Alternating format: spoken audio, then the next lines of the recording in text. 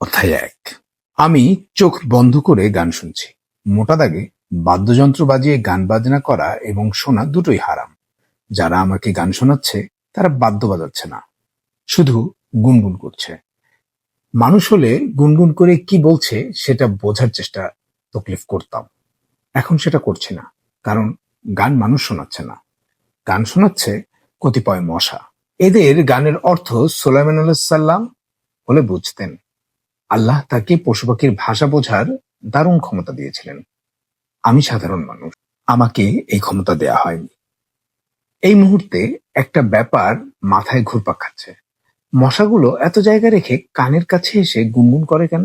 ওরা কি রক্ত খাওয়ার আগে এবং পরে আমাদেরকে রক্ত সম্পর্কে গুরুত্বপূর্ণ কিছু তথ্য দিতে চায়? যেমন খাওয়ার পর হয়তো কানের কাছে এসে বলে, ভাই সাহেব, আপনার রক্ত খেলাম, মজা না, রক্তে শ্বেতকণিকার পরিমাণ বেশি, দয়া করে বেশি করে মানকচু খান আর কাঁচকলা। আচ্ছা, মানকচু কি আসলেই শ্বেতকণিকা কমায়? আমার মাথায় হঠাৎ করে মানকচু কোত্থেকে এলো? বেশ বিরক্ত লাগছে। হাতের এক চাপড়ে কানের কাছে আয়োজিত মশাদের এই সঙ্গীত অনুষ্ঠানকে ভেঙে দিতে ইচ্ছে করছে, কিন্তু সেটা করতে পারছি না, কারণ আমার ঘরে চোর ঢুকেছে। আমি চাচ্ছি না চোর বুঝুক যে আমি জেগে আছি, তাহলে আর তাকে ঠিক মতো ধরা যাবে না। ব্যাটাকে ধরা হবে, ছাই দিয়ে ধরা হবে। তবে অপরাধ সংঘটিত হবার আগে নয়। সমস্যা হলো এখনো পর্যন্ত চোর কোনো অপরাধ করছে না। ঘরটা পুরোপুরি অন্ধকার হওয়ায় পেন্সিল ব্যাটারির একটা টর্চ দিয়ে সে কিছুক্ষণ আগে আমার বইয়ের তাকগুলো ঘাটাঘাটি করেছে। এখন চেয়ারে বসে পা নাচিয়ে টর্চ দিয়ে কি একটা বই পড়ছে। বই পড়ুয়া চোর আমি এই জীবনে প্রথম দেখলাম। ব্যাটার চেহারাটা দেখতে পারলে ভালো হতো, দেখা যাচ্ছে না। সে বসেছে আমার দিকে পিঠ ফিরিয়ে। আমি ইচ্ছা করলেই এখন বিছানার চাদর তার মাথার ওপর দিয়ে তাকে জাবড়ে ধরতে পারি, কিন্তু তাকে ধরার জন্য বই পড়ার অপরাধটা গুরুতর মনে হচ্ছে না। এই অপরাধে কাউকে চোর হিসেবে আটকানোটাও যুক্তিযুক্ত নয়। তাই সিদ্ধান্ত নিয়েছি আরো কিছুক্ষণ ঘুমের ভান ধরে পড়ে থাকবে। কিছু একটা চুরি করলেই তাকে ধরা হবে। সে অবশ্য চুরি করছে না, বরং এখন সে চেয়ার ছেড়ে উঠে আমার বিছানার একদম কাছে চলে এসছে, আমার দিকে ঝুঁকে দাঁড়িয়েছে। আমি চোখ বন্ধ করে ঘাপটি মেরে পড়ে আছি। আমার বালিশের নিচে শফিকের রেস্টুরেন্ট থেকে পাঠানো ব্যবসার লভ্যাংশের 50,000 টাকা। আমি অপেক্ষা করছি কখন চোর বালিশের নিচে হাত গলিয়ে টাকাটা ছোবে। ঠিক তখনই তাকে ধরা হবে। আমি চোর ধরার চূড়ান্ত মানসিক প্রস্তুতি নিয়ে নিয়েছি। এখন শুধু খপ করে হাত ধরার বাকি। ঠিক সেই মুহূর্তে চোর আমাকে অবাক করে দিয়ে বলে উঠল, আব্দুল্লাহ ভাই। হুম? আমি চোখ মেলে তাকালাম। সে জিজ্ঞেস করল, ঘুমাচ্ছেন? না। চিনতে পারছেন? না, চিনতে পারছি না। আমি ইরাম, অভিদের বাসায় থেকে পরীক্ষা দিয়েছিলাম, মনে পড়েছে? হ্যাঁ, মনে পড়েছে। কেমন আছো ইরাম? ভালো আছি আলহামদুলিল্লাহ। চেয়ারটা নিয়ে এসে আমার সামনে বসো। ইরাম চেয়ার নিয়ে এসে বসতে বসতে বলল, আপনি কি ভয় পেয়েছেন? সামান্য পেয়েছি। ইরাম হাসছে। আমি আধশোয়া হয়ে উঠে বসলাম। এত রাতে কি মনে করে? এসেছি ভাই অল্প আগে। আপনার ঘরে ঢুকে দেখি আপনি ঘুমাচ্ছেন, তাই আর ডাকাডাকি করিনি। চিন্তা করলাম আপনি তো শেষ রাতে মসজিদের বারান্দা খুঁজতে বের হবেনই, তখন কথা বলা যাবে। হুম, ভালো করেছ। ইরাম হাতের ঘড়ির দিকে তাকিয়ে বলল, এখন 2:30 বাজে। এখনই কি বের হবেন? 3টের দিকে বের হব ইনশাআল্লাহ। তুমি কেন এসেছো বলো? ইরাম কিছু বলছে না, মাথা নিচু করে বসে আছে। মাস্ক কই তোমার ইরাম? করোনা ভাইরাসের এই যুগে কেউ তো মাস্ক ছাড়া বের হয় না। পড়তে ভুলে গেছি আব্দুল্লাহ ভাই। হুম, তুমি কি এখনো অভিদের বাসাতেই আছো? জি। অভিদের সবার কি করোনা পজিটিভ? ইরাম গম্ভীর মুখে বলল, জি না ভাই, ওরা সবাই ভালো আছে। তাহলে অন্য কোনো ঝামেলা হয়েছে? ইরাম হ্যাঁ সূচক মাথা নাড়ল। শান্ত গলায় বলল, এই লকডাউনের মধ্যে সোনিয়া ব্যাগ ট্যাগ টাকা পয়সা নিয়ে আমার খোঁজে অভিদের বাসায় চলে এসছে। সোনিয়াকে? আপনি সোনিয়াকে দেখেছেন। যেদিন রাতে পাজেরো নিয়ে রাস্তায় আমার সাথে দেখা করেছিলেন, সেই দিন আমার সাথে একজন মেয়ে ছিল, মনে আছে? ও হ্যাঁ, মনে পড়েছে। সোনিয়ার সমস্যা কি? তুমি কি লকডাউনের কারণে ওর সাথে দেখা করা বন্ধ করে দিয়েছো? লকডাউন হবার অনেক আগেই ওর সাথে সব ধরনের যোগাযোগ বন্ধ করেছি। ইসলামে ফেরার পর থেকে ওর সাথে আর কোনোই যোগাযোগ রাখিনি। সোনিয়া জেদি মেয়ে, কেউ ওকে এইভাবে ছেড়ে চলে যাবে এটা সে সহজভাবে নিতে পারেনি। অনেকদিন কোনোই যোগাযোগ ছিল না। আজকে হঠাৎ দেখি কিভাবে যেন সে আমার খোঁজ পেয়েছে, অভিদের বাসায় ঠিকানা জোগাড় করে তার চাচাকে নিয়ে হুট করে অভিদের বাসায় চলে এসছে। তুমি এই খবর পেয়ে আমার বাসায় চলে এসেছো? ইরম কিছু বলছে না, শুধু হাসছে। তার হাসিটা রহস্যজনক। এই হাসির অর্থ যদি আমি বুঝে থাকি তাহলে ঘটনা অনেক দূর গড়িয়েছে। আমি শান্ত গলায় বললাম, সোনিয়া কি এখন অভিদের বাসায়? জি না আব্দুল্লাহ ভাই, এখানেই আছে, বাইরে দাঁড়িয়ে আছে। প্রপার পর্দা করে এসছে, বোরখা পরা। তারপরও বাইরে বারান্দায় দাঁড় করিয়ে রেখেছি। আপনার অনুমতি ছাড়া ঘরে ঢুকবে না। কি বলছো এসব? তুমি কি ওকে বিয়ে করে ফেলেছো? জি আব্দুল্লাহ ভাই, আলহামদুলিল্লাহ, বিবাহ সম্পন্ন করেছি। ওর একজন ওয়ালি সহ সম্পূর্ণ নিয়ম মেনে বিবাহ সম্পন্ন হয়েছে। ও, আর বলেন না আব্দুল্লাহ ভাই। ইয়াতিম মেয়ে সোনিয়া বড় হয়েছে তার এক চাচার কাছে। যেই চাচা তাকে বড় করেছে তাকে সাথে করে নিয়েই অভিদের বাসায় চলে এসছে সোনিয়া। এসে খালাকে জড়িয়ে ধরে সে কি কান্না! খালা যত নিজেকে ছাড়ানোর চেষ্টা করে সে তত শক্তি দিয়ে খালাকে চেপে ধরে। আমার সাথে দেখা না করে সে এক চুলও নড়বে না। আমিও কোনো রকম জিনার কাছে যাব না বলে ঠিক করেছি। সুতরাং বিয়ের আগে সোনিয়ার সাথে দেখা করার প্রশ্নই ওঠে না। আমি খালাকে বললাম, ও যদি ওর অতীতের সেকুলার জীবন ভুলে সম্পূর্ণ ইসলামে প্রবেশ করতে পারে তাহলে বিয়ে করে ওর সাথে আমি দেখা করব। এছাড়া দেখা হবে না, নো ওয়ে আউট। প্রস্তাব শুনেই সোনিয়ার চাচা হাসি হাসি মুখে বলল, আলহামদুলিল্লাহ, সোনিয়া তোমার সব শর্তে রাজি। এরপর আপনার ফুপা সোনিয়ার চাচার সাথে বসে মোহরানা ঠিকঠাক করলেন। তারপর কাজী ডাকিয়ে আমাদের বিয়ে পড়িয়েছেন, আলহামদুলিল্লাহ। সোশ্যাল ডিস্টেন্সিং এর এই আমলে সোনিয়া ফুপুকে জড়িয়ে ধরে কান্নাকাটি করছে। তুমি আবার সেই মেয়েকে বিয়ে করে গভীর রাতে বাইরে ঘোরাঘুরি করছো। করোনা নামক ভাইরাসটার ইজ্জতের দিকে সামান্যতম খেয়াল করছো না তোমরা। এটা কি ঠিক হচ্ছে? ইরা মুচকি হেসে বলল, ভাই আপনি মজা করছেন। আর ওইদিকে আমি পড়েছি বিরাট ঝামেলায়। কি ঝামেলা? কানকাটা মজিদের নাম তো শুনেছেন আব্দুল্লাহ ভাই। শীর্ষ সন্ত্রাসীর লিস্টে তার নাম ১-২ নম্বরে ওঠানামা করে। র্যাবের হাতে পড়লে ক্রস ফায়ারে খাবে, কোনো ভুল নেই। এই লোক সোনিয়ার খালাতো ভাই। এটা তো ঝামেলার কিছু না, বরং সুসংবাদ। বাংলাদেশে একজন সেলিব্রিটি তোমার আত্মীয়। তোমার তো ক্ষমতা বাড়লো। ইদানিং ভালো মানুষের আত্মীয়তায় কোনো লাভ হয় না, খারাপ মানুষের আত্মীয়তা হলে নানাবিধ সুবিধা পাওয়া যায়। আপনি যা ভাবছেন ব্যাপারটা সেরকম না আব্দুল্লাহ ভাই। কানকাটা মজিদের প্রথম স্ত্রীর মৃত্যুর পর থেকে সে সোনিয়াকে বিয়ে করার জন্য উঠে পড়ে লেগেছে। মজিদ একটা খুনি, কয়েকটা খুন করেছে। সোনিয়া আর আমাকে খুন করা তার বাহাতের খেল। ইতিমধ্যে আমাদের বিয়ের খবর অভিদের বাসার নিচের দারোয়ান জানার আগে মজিদের কানে পৌঁছে গেছে। শুনলাম সে তার দলবল নিয়ে নিজেই আমাদের সাথে দেখা করতে আসছে। আমার মাথা আর কাজ করছিল না। সোনিয়াকে নিয়ে বের হয়ে সরাসরি আপনার এখানে চলে এলাম। আপনি আল্লাহর ইচ্ছায় এই বিপদ থেকে আমাদের রক্ষা করতে পারেন। আমি? কিভাবে? সে তো জানি না আব্দুল্লাহ ভাই। আল্লাহ আপনাকে বিশেষ ক্ষমতা দিয়েছেন, আপনি পারবেন। আমি শুধু এইটুকু জানি। বেশ ঝামেলায় পড়া গেল। ছেলেটা তার বউকে বাইরে দাঁড় করিয়ে রেখেছে। আমার উচিত মেয়েটাকে ভেতরে আসতে বলা, কিন্তু এখন বলা যাবে না। আমার দরজার বাইরের বারান্দায় এখন সে নিরাপদেই আছে। আরো কিছুক্ষণ ওখানটায় দাঁড়িয়ে থাকুক। বাড়ি থেকে হুট করে বের হয়ে আসবা আর কষ্ট সহ্য করবা না, তা তো হয় না। আমি বিছানা ছেড়ে উঠলাম, জোব্বা গায়ে জড়ালাম, আয়শার বাবার দেওয়া বিশেষ মাস্কটা বের করলাম। বেশ দামি জিনিস। মাস্কের সামনে একটা ঘুলঘুলি আছে। নিঃশ্বাস ছাড়লে কিংবা কথা বললে সেই ঘুলঘুলির দরজা খুলে যায়, আবার কথা শেষ হলে ঘুলঘুলির বন্ধ হয়ে যায়। অভিনব ব্যাপার। টুপ করে ঘুলঘুলির কোলে ভাইরাসের ঢুকে পড়ার সুযোগ নেই। আমি সযত্নে মাস্কটা দিয়ে মুখ নাক ঢেকে নিলাম, পাগড়ি পরলাম। মসজিদের বারান্দার খোঁজে বের হতে হবে। ইরাম? জি আব্দুল ভাই। আমি বের হয়ে গেলে তুমি তোমার স্ত্রীকে বলবে ঘরে প্রবেশ করতে, আমি বের হবার আগে না, ঠিক আছে? জি। ধোয়া বিছানার চাদর টেবিলের উপর ভাঁজ করে রাখা আছে, সেটাকে বিছিয়ে নেবে। আমি ২-১ দিন বাইরে থাকবো, আমি না আসা পর্যন্ত তোমরা এখানে থাকবে। খুব জরুরি কোনো কাজ ছাড়া বের হবে না। জি আচ্ছা আব্দুল ভাই। দুপুরের আর রাতের খাবারের জন্য পাশে ভাই ভাই রেস্তোরাঁ আছে, সেখান থেকে নিয়ে এসে ঘরে বসে খাবে।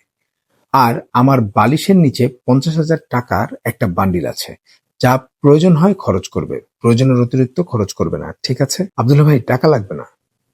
লাগবে টাকা। আচ্ছা, আমি এখন বের হচ্ছি। আমিও আপনার সাথে একটু আসি আব্দুল্লাহ ভাই। নতুন বিয়ে করেছো, বউকে সময় দাও। মজিদ সাহেব হুট করে এসে পড়লে তো আর সময়ও দিতে পারবা না। ইরাম কিছু বলছে না, চোখে নিশ্চয়ই হতাশা ফুটে আছে।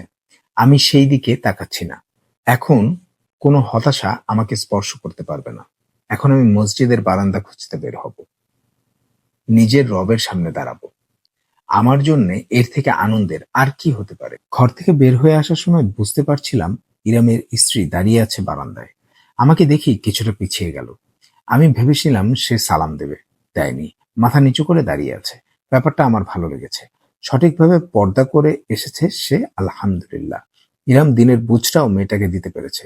সাধারণত এমন হয় না। মেয়েগুলো আবেগের বশে বিয়ের জন্য পাগল হয়, তখন ইঁদুর মারার বিষ খাওয়ার শর্ত জুড়ে দিলেও এক বাক্যে রাজি হয়ে যায়।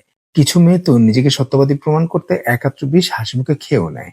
এই মেয়ের বেলায় সেটা হয়নি। এই মেয়ে ইসলামে প্রত্যাবর্তন করেছে। আমার অনুভূতি অন্তত তাই বলছে। আসল ব্যাপার আল্লাহ তাআলাই ভালো জানেন। আমি মেস ছেড়ে রাস্তায় নেমে এলাম। রাতের বেলায় সোডিয়াম লাইটের আলোয় রাস্তাগুলো প্রশস্ত দেখায়। সেই প্রশস্ত রাস্তা ধরে হাঁটলে অন্তরও প্রশস্ত হয়। নবীজি সাল্লাল্লাহু আলাইহি সাল্লাম রাস্তা দিয়ে হাঁটার সময় লা ইলাহা ইল্লাল্লাহ পড়তে থাকতেন। রাস্তার ডান পাশ ধরে হাঁটতেন। আমিও তাই করছি।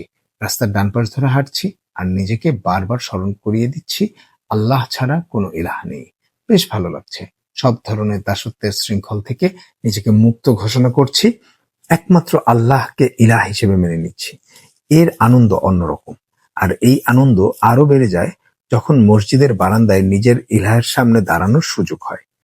আজকের রাতটা মসজিদেই কাটাতে হবে। সকালে অনেক কাজ। সোনিয়ার খালাতো ভাই শীর্ষ সন্ত্রাসী কানকাটা মজিদকে খুঁজে বের করতে হবে। শীর্ষ সন্ত্রাসী হিসেবে সে দেখতে কেমন তা এখন আঁচ করা যাচ্ছে না। বেশিরভাগ ক্ষেত্রেই শীর্ষ সন্ত্রাসীরা দেখতে আলাভোলা হয়। যে যত বড় সন্ত্রাসী, যে যত বড় খুনি, তাকে দেখতে তত বেশি নিরীহ মনে হয়। কানকাটা মজিদ দেখতে কেমন সেটা এখনো রহস্য। তাকে কেনই বা কানকাটা মজিদ ডাকা হয় সেটাও জানার ইচ্ছা আছে। তার কি একটা কান কাটা? কোনো দুর্ঘটনায় কি তার একটি কান কাটা পড়েছিল, যার কারণে তার নাম হয়ে গেছে কানকাটা মজিদ? আবার অনেকের ছোটবেলায় বিশেষ কারণে এবং কুসংস্কারের বেড়াজালে পড়ে একটি কান ফুরিয়ে দেওয়া হয়। সেই ছোটবেলা থেকেই কান ফোরানো বলেই কি তাকে কানকাটা মজিদ ডাকে সবাই? এটা হবার কথা না। কান ফোরানো থাকলে মানুষ তাকে কানফোড়া মজিদ ডাকতো। কানকাটা মজিদ ডাকবে কেন? মজিদ সাহেবের সাথে দেখা হলে এই রহস্যের একটা সুরাহা হবে। শীর্ষ সন্ত্রাসীরা যেমনই হোক, তাদের চেলা চামুন্ডারা হয় বদখত। কানকাটা মজিদের এক চেলা আমার পরিচিত, আমাকে বেশ মানে, সম্মান করে। তার নাম শাহজাহান। এই শাহজাহানকে দেখলে বুকের ভেতর মোচড় দিয়ে ওঠে। ভয়ঙ্কর চেহারা, চওড়া দেহ, 6 ফুটের উপর লম্বা, শুধু গলার স্বর চিকন। কথা বললে পাতার বাঁশির মতো হিস হিস শব্দ হয়। দেখলে মনে হবে সে এক টোকা দিয়ে মানুষ খুন করতে পারে। আসলে সে একটা তেলাপোকাও মারতে পারে না। তার প্রধান কাজ হচ্ছে কানকাটা মজিদের হাত পা টিপে দেওয়া, মজিদের আশেপাশে থাকা আর তার ফুড ফরমায়েশ খাটা। শাহজাহানের মন বেশ নরম। এই শাহজাহানের সাথে আমার প্রথম দেখা হয় ডিবি অফিসে। যেদিন থেকে আমি গায়ে জোব্বা আর মাথায় সিমাগ পরা শুরু করেছি, সেদিন থেকেই ডিবি অফিসের সাথে আমার এক অদ্ভুত সখ্য গড়ে উঠেছে। যখনই কোনো ডিবি অফিসারের বদলি হয় বা নতুন কেউ ডিবি অফিসে আসে অথবা চাপাতি দিয়ে দু একজন নাস্তিক মুরতাদকে কোপানো হয়, তখনই আমার তলব পড়ে। মাঝে মাঝে দু একদিন সেখানেই কাটাতে হয়। ভালোই লাগে। আমি সেদিন ডিবির সেলে ঢুকে দেখি শাহজাহান বসে আছে। আমাকে দেখে হাসি মুখে তার বাঁশি গলায় বড় করে সালাম দিল। আমি হাসি মুখে সালামের উত্তর দিলাম। ডিবির সেলে যাদের রাখা হয় তারা সাধারণত খুব বিচলিত থাকে, তাদের চোখে থাকে ভয়। শাহজাহানের তেমন কোনো বিচলিত ভাব নেই, বরং তাকে বেশ আনন্দিত মনে হলো। আমাকে দেখে তার আনন্দ আরো বেড়ে গেল। সে আমাকে উদ্দেশ্য করে বলল, ভাই সাহেব ভালো আছেন? আমি শাহজাহান।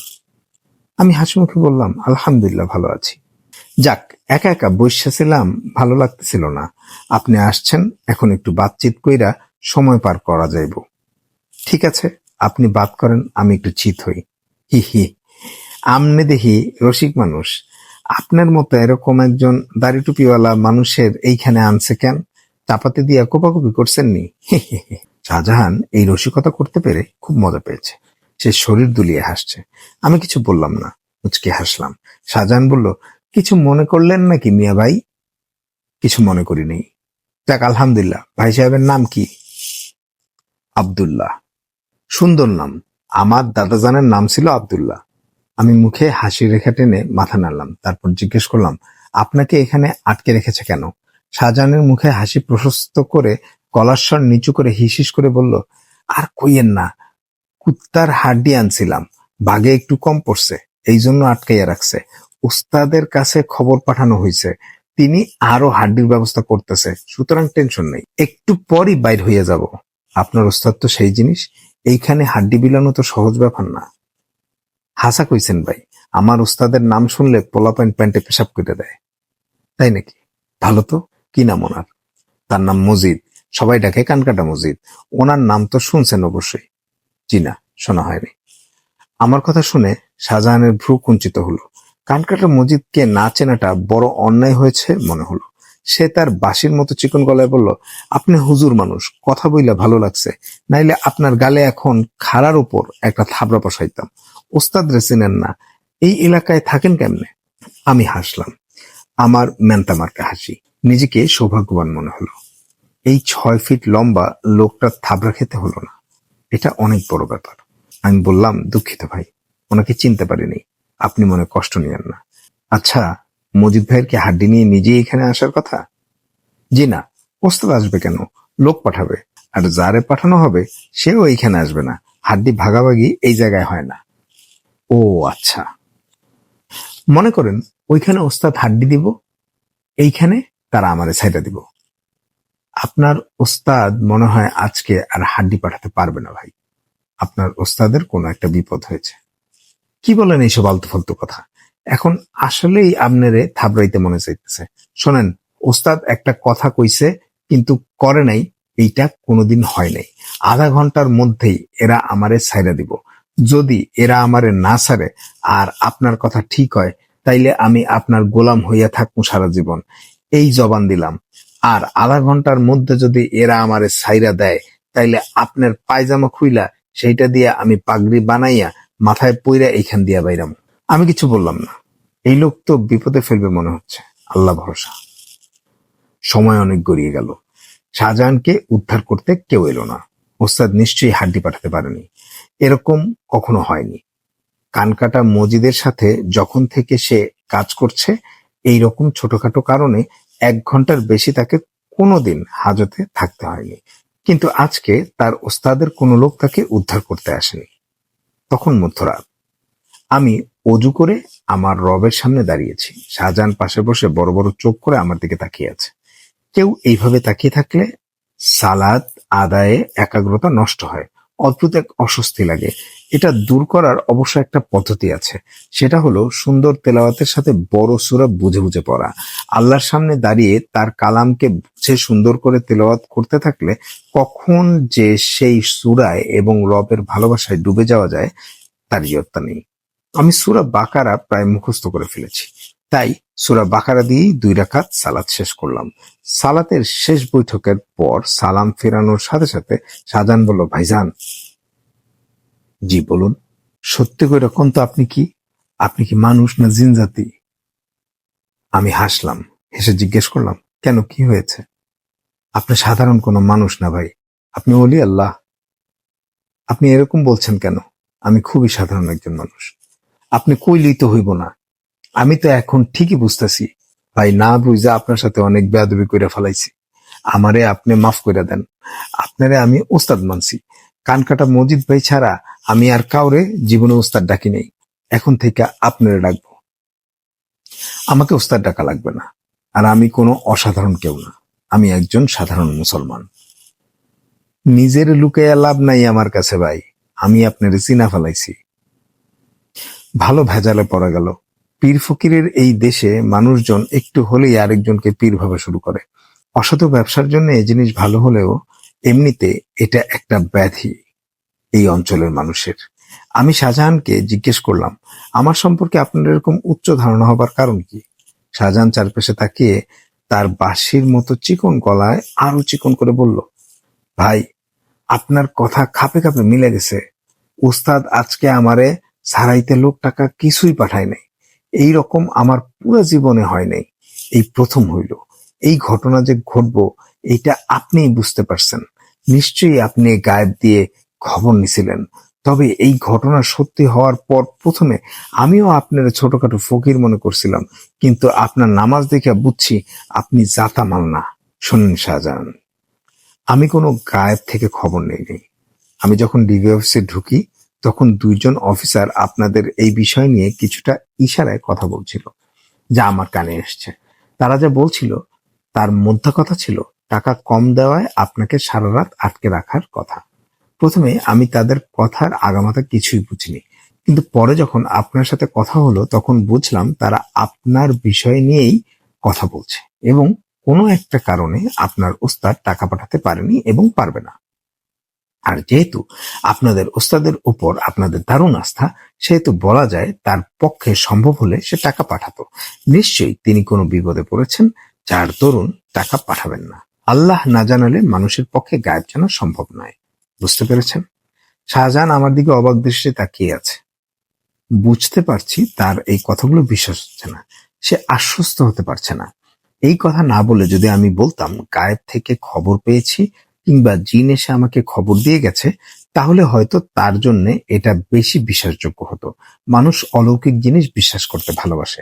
শাহজাহান আমার কথা শুনে আমার আরো কাছে এসে বলল, ওস্তাদ, আপনি এখন যাই কর না কেন, আপনার মধ্যে কিছু একটা তো আছে অবশ্যই। আপনার সাথে যে বেয়াদবি করছি এইটার জন্য মনে কোনো কষ্ট রাখেন না। আমারে মাফ করে দেন। আমারে মাফ করছেন ওস্তাদ? আমি মাথা ঝাঁকিয়ে বললাম, হ্যাঁ, আপনাকে মাফ করেছি, মনে কোনো কষ্ট নেই। আলহামদুলিল্লাহ। এখন আমার জন্য একটু দোয়া করেন, আমি যেন কাল সকাল সকাল বাইর হয়ে যাইতে পারি। ইনশাআল্লাহ, আল্লাহ চাইলে অবশ্যই বের হবেন। তবে আমার দোয়ার চেয়ে আপনি নিজেই আল্লাহর কাছে চান, সেটা বেশি ভালো হবে ইনশাআল্লাহ।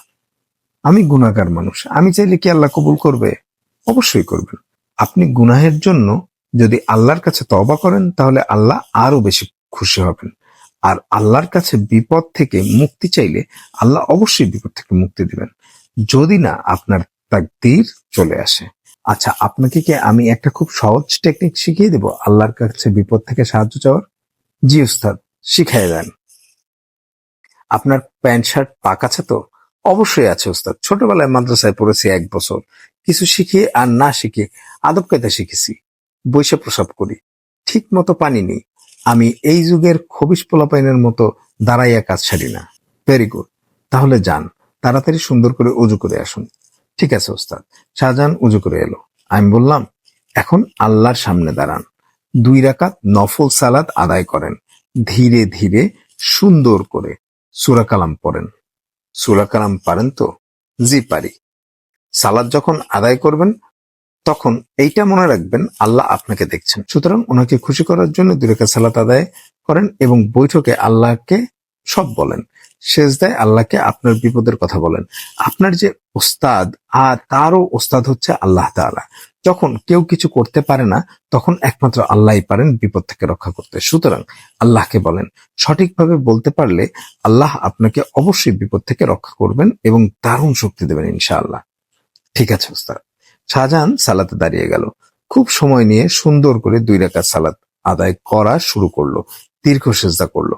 সেজদার সময় আমি তার ফোঁপানোর শব্দ শুনতে পেলাম। আল্লাহু আকবার। একজন খুনির সহযোগী ঘুষ দিতে গিয়ে আটকা পড়েছে। সে এখন আল্লাহর দরবারে ফুঁপিয়ে কাঁদছে। নিশ্চয়ই আমাদের রব করুণাময়। যে কেউ যদি সঠিক নিয়তে আল্লাহর করুণা ভিক্ষা চায়, আল্লাহ তাকে ফিরিয়ে দেন না। তার দুয়ার সবার জন্য উন্মুক্ত, হোক সে মহামানব বা গুনাহগার। আল্লাহর কাছে কেউ 1 পা এগোলে আল্লাহ তার দিকে 10 পা এগিয়ে আসেন। আজকের এই রাতটা শাহজাহানের সাথে আল্লাহর পুনরায় পরিচয়ের রাত। আল্লাহ তাকে এবং আমাকে তার গোলাম হিসেবে কবুল করুন। আমি আজ করতে পারছি, ফজর হতে আর বেশি দেরি নেই।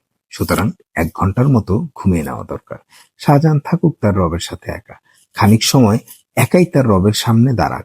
আমি মেঝেতে ডান কাত হয়ে শুয়ে পড়লাম। সেই দিনের পর শাহজাহানের সাথে আর আমার দেখা হয়নি। সে আমার নাম জেনেছে, আমার ঠিকানা চেয়েছিল, ঠিকানা না পেয়ে তার মোবাইল নম্বর আমাকে দিয়ে গিয়েছিল। কোনো সমস্যার সুবিধা অসুবিধায় যেন আমি তাকে স্মরণ করি, সেটা বারবার বলে গিয়েছিল। যাবার আগে আমাকে জড়িয়ে ধরে দাঁড়িয়েছিল অনেকক্ষণ। এই শাহজাহানকে আজ সকাল গড়ালে ফোন দিতে হবে। তার কানকাটা মজিদ ওস্তাদের সাথে দেখা করার একটা অ্যাপয়েন্টমেন্ট ফিক্স করতে হবে, আজকেই করতে হবে। এখন অবশ্য আমার এগুলো ভাবার সময় না। আমি চলে এসেছি মসজিদে। এখন আমার রবের সাথে একান্তে জীবনের সবচেয়ে উত্তম কিছু সময় কাটানোর পালা। এখন আনন্দে নিজেকে বিলিয়ে দেবার পালা।